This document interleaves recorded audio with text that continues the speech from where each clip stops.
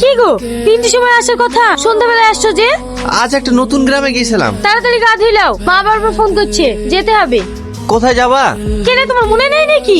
আজ আমার ভাই ছেলের জন্মদিন, তাড়াতাড়ি রেডি হইলাও। রেডি হতে তো বলছো, আজ তো তেমন বেচে কিনা হয়নি। কিলি যাবো?